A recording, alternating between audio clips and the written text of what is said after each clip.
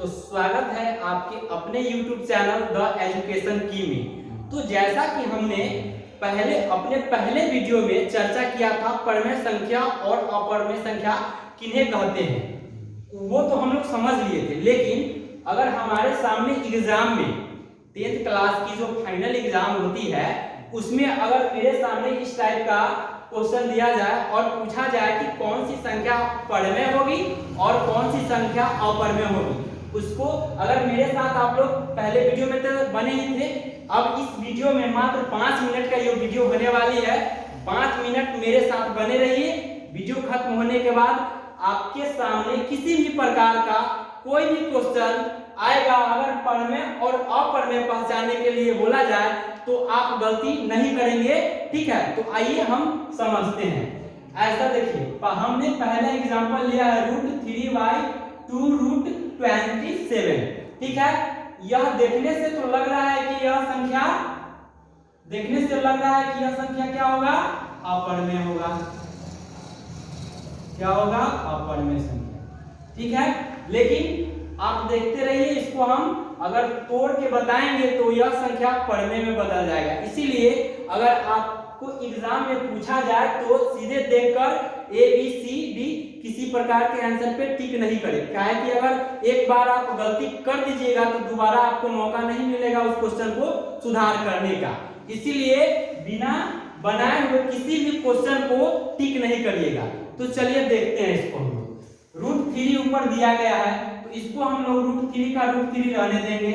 उसके बाद बटा में यहाँ पे 2 है तो रहने देंगे। उसके बाद √27 है तो √27 को जब हम लोग फैक्टर करते हैं, 27 को जब हम लोग फैक्टर तोड़ते हैं तो यहाँ पे 3 से लगाएंगे, 3 9 27, उसके बाद 3 3 9।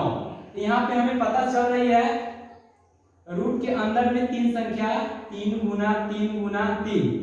तो हम लोग बचपन से पढ़ते आ रहे हैं कि अगर रूट के अंदर में 2 संख्या में से एक संख्या बाहर निकलती है, जोड़ा, यहाँ पे 3 का एक जोड़ा बन रहा है जिसमें से एक 3 को हम लोग बाहर निकाल सकते हैं, तो निकाल लिए। लेकिन इसमें एक 3 जो है उसको हम लोग रूट से बाहर नहीं कर सकते हैं, तो उसको हम लोग क्या रूट में ही रहने देंगे। तो आप लोग यहाँ देख रहे हैं कि ऊपर भी √3 और नीचे भी √3, तो इसको √3 से √3 को जब हम काटेंगे तो यहाँ पे हमारे सामने आएगा, ऊपर आएगा 1, कुछ नहीं बचा तो 1 दिए, नीचे 2 दिया 6, 1/6, जो कि आपको देखने से लग रहा होगा कि यह एक परमेय संख्या है, जिसको हम लोग p/q के रूप में लिख सकते हैं। तो इसको आसानी से आपको देखने में लग रहा होगा यह एक परमेय संख्या है। तो देखिए गाइस, यहाँ पे √3/2√27 जो कि देखने से लग रहा था कि यह एक अपरमेय संख्या है, लेकिन जब इसको हम बनाए तो यह पता चला कि यह एक परमेय संख्या है। इसीलिए बिना सोचे समझे, बिना बनाए हुए किसी भी क्वेश्चन को नहीं बनाइएगा। चलिए अब हम लोग अपने दूसरे उदाहरण की तरफ देखते हैं, ठीक है। तो यहाँ पे हम दूसरे उदाहरण में दिए हैं 2/5। 2/5 ये तो देखने से पता चल रहा है कि यह एक अपरमेय संख्या होगा। क्या होगा, अपरमेय संख्या, क्योंकि हम लोग यहाँ से √5 को बाहर नहीं निकाल सकते हैं।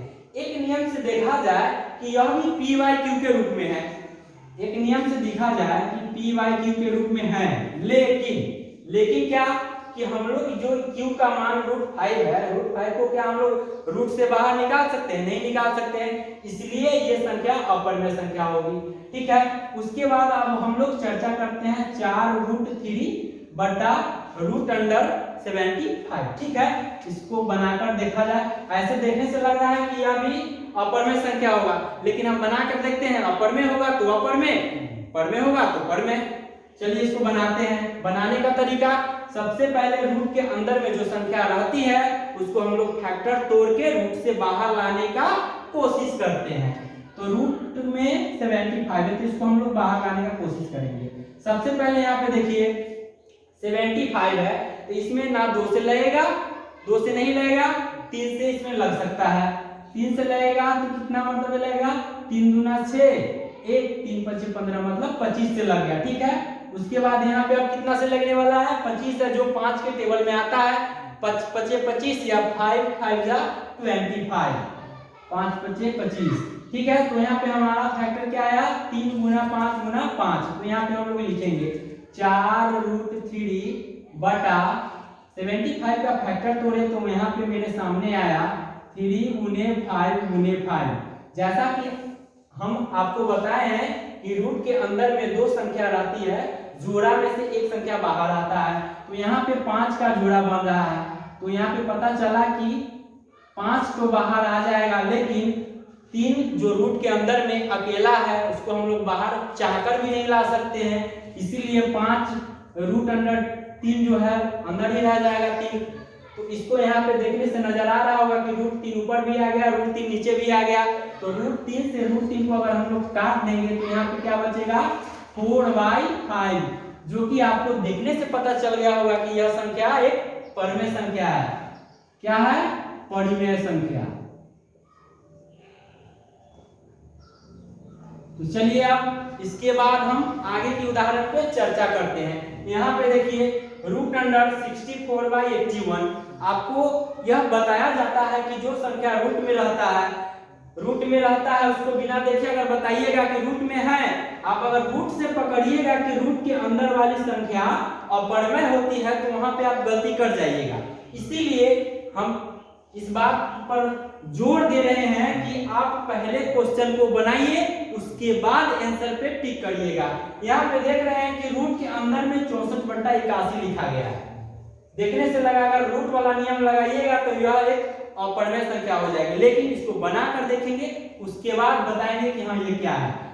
64, जैसा कि आप लोगों ने पढ़ा होगा अब तक कि 64 8 का स्क्वायर होता है, तो इसको हम लोग फैक्टर नहीं तोड़ा, डायरेक्ट इसको 8 गुना 8 लिख देते हैं। ठीक है, उसके बाद 81 कितना का स्क्वायर होता है 9 का स्क्वायर होता है, इसको हम लोग 9 गुना 9 लिख सकते हैं।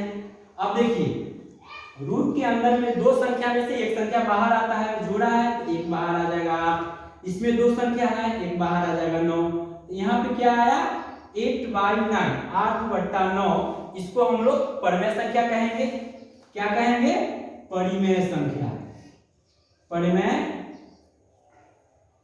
संख्या।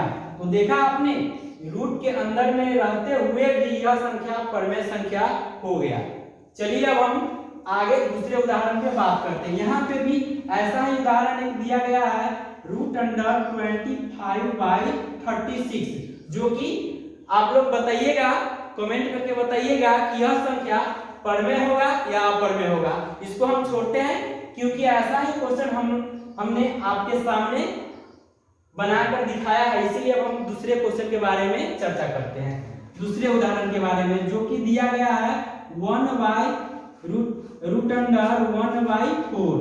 यहाँ पे देखने से लगेगा कि यह भी एक, अगर रूट वाला नियम लगाइएगा तो अपरिमेय संख्या, लेकिन यहाँ पे देखिए एक है, एक का क्या, एक को हम लोग बाहर नहीं कर सकते हैं, एक को हम लोग आराम से बाहर कर सकते हैं। 1 गुना 1 करेंगे तो आराम से बाहर आएगा, इसीलिए एक तो बाहर आ ही जाएगा। और जो ये 4 है, 4 कितना का स्क्वायर होता है 2 का स्क्वायर होता है, तो 2 का स्क्वायर, तो इसको हम लोग रूट के अंदर में लिख लेंगे 2 गुना 2।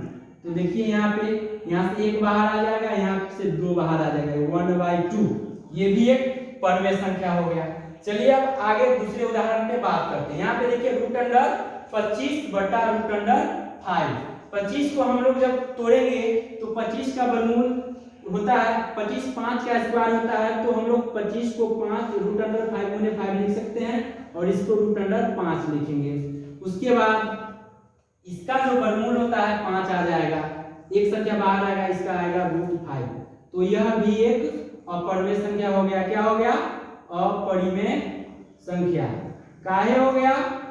क्योंकि हमने तो इस √25 को इसमें से 5 को बाहर कर लिया, लेकिन यहाँ पे जो नीचे √5 था ये न कटा और ये मतलब जितना का उतना रह गया। और रूट में जो संख्या रह जाती है जिसको हम बाहर नहीं कर सकते हैं, हम जानते हैं, हमने अपने पहले वीडियो में बताया है कि जो संख्या रूट के अंदर से जिस संख्या को हम बाहर नहीं कर सकते हैं उसको हम लोग अपरिमेय संख्या कहेंगे, इसीलिए यह संख्या अपरिमेय संख्या हो गई। सेम टू सेम इसी के जैसा एक उदाहरण आपके सामने दिया गया है जो कि आप लोगों के लिए है, आप लोग इसे बनाइएगा और बताइएगा कि यह संख्या परमेय होगी या अपरमेय होगी। अब हमारे पास एक लास्ट उदाहरण बचा है जिसके बारे में हम चर्चा करेंगे और अपने वीडियो को यहीं पे समाप्त करेंगे। इससे पहले हम इस पे चर्चा कर लेते हैं। जो 81 रूट अंडर में दिया गया है जो कि 9 का स्क्वायर है, तो इसको हम लोग 9 गुना 9 लिख सकते हैं। रूट के अंदर में रहेगा, उसके बाद नीचे 9 रहेगा। अब यहाँ पे देख रहे हैं कि रूट के अंदर में जब दो संख्या रहती है, जोड़ा रहती है, तो वहां से हम बाहर निकालते हैं तो निकल गया। उसके बाद यहाँ नीचे 9 है, इसे इसको काटेंगे जो कि 1 आएगा। इसके बटा में हम लोग 1 लिख सकते हैं, इसीलिए p/q के रूप में आ गया यहाँ पे यह संख्या। इसीलिए यह संख्या एक परमेय संख्या होगा, परमेय संख्या होगा। तो देखिए यहाँ पे हमने ऐसे उदाहरण पे चर्चा किया है जिसको आप देखकर बताइएगा तो लगेगा कि वह परमेय है, लेकिन उसको बनाने के बाद पता चलता है कि वही संख्या अपरमेय हो जाती है। अगर आप रूट का नियम लगाइएगा, सब मतलब बताते हैं कि रूट के अंदर में है वो अपरमेय हो जाएगा, लेकिन रूट के नियम पे बनाइएगा तो गलत हो जाएगा। रूट के अंदर में रहते हुए भी इस संख्या को देखिए, रूट के अंदर में रहते हुए भी यह क्या हुआ है, यहाँ पे परमेय संख्या हो गया 8/9। तो अपने वीडियो को तो आप बताइएगा कि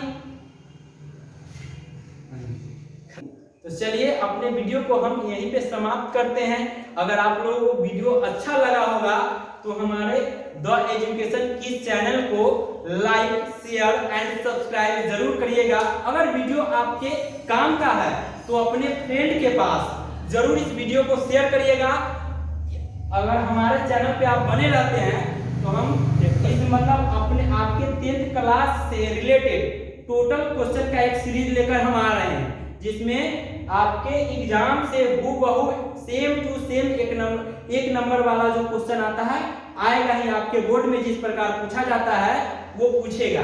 तो चलिए अपने वीडियो को हम समाप्त करते हैं। Thank you.